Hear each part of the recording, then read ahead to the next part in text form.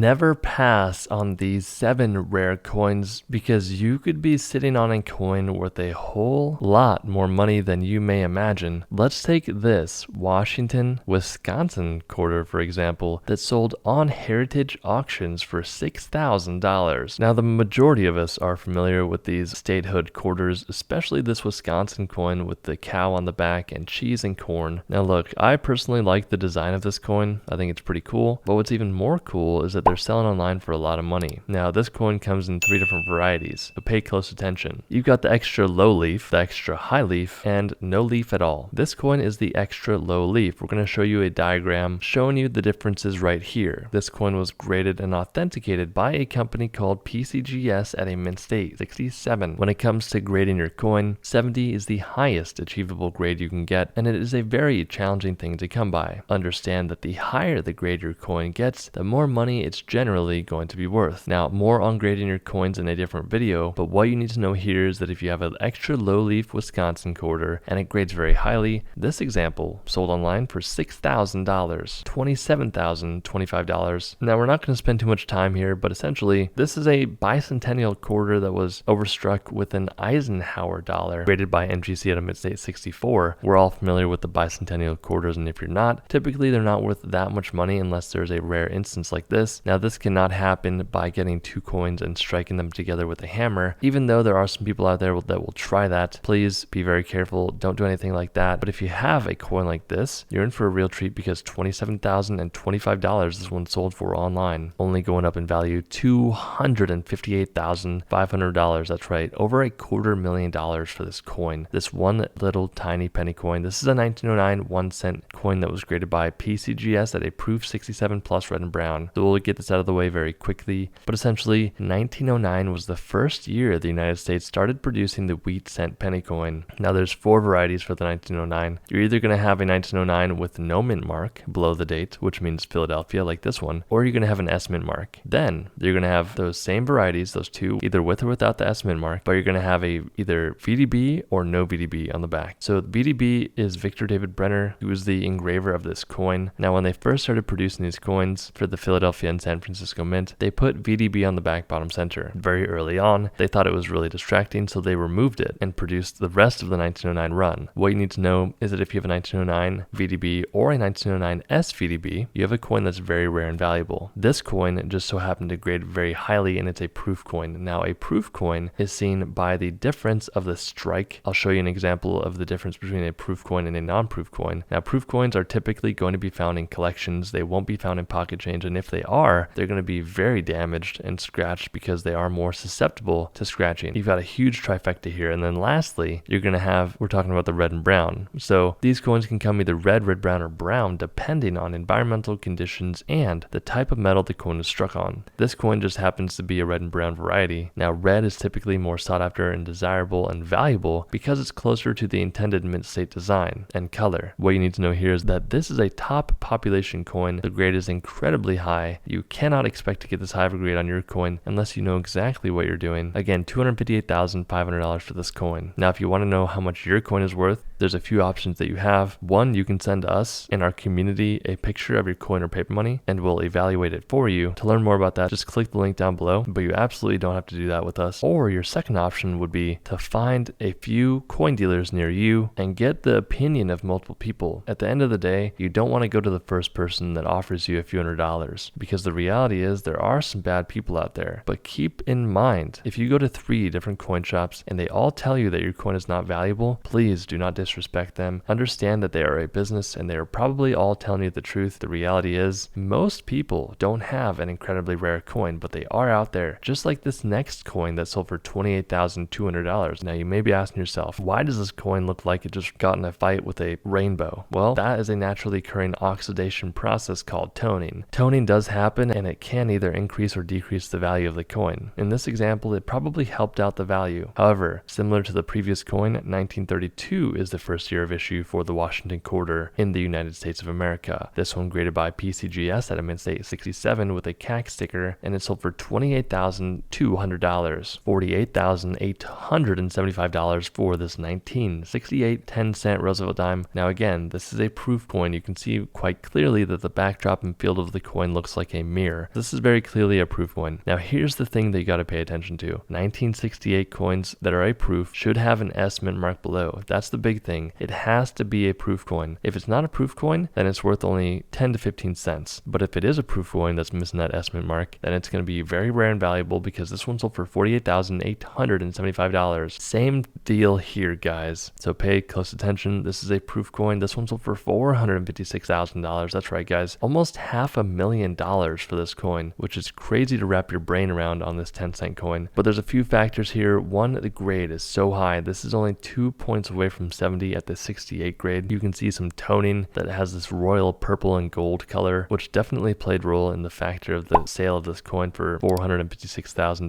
But the big thing, once again, is the fact that this 1975 proof coin is missing the S mint mark, which allowed it to sell for pretty much $500,000. This coin sold for $32,900. Now pay close attention here to the back of this mint mark area. This is a 1949 D/S Jefferson nickel. So pretty much when they are producing the dies on these coins from the hub, there are times that the mint mark will get double struck, and this one has a D/S. So you gotta look very closely either with a USB microscope or a jeweler's loupe. That'll do as well, and that'll show you if the coin has a D/S. Now also, this has full steps on the back center of the coin above Monticello. People want to see those full steps. This is because that is the highest point on the coin. It's the hardest to strike, and it gets worn down the quickest during the circulation process of these coins. What you need to know here is that you want to be looking out for a high graded coin with that D/S mint mark and the full steps on the back, because this one sold for $32,900. If you enjoyed this video, then share it with a friend or someone you care about, and we'll see you in the next one.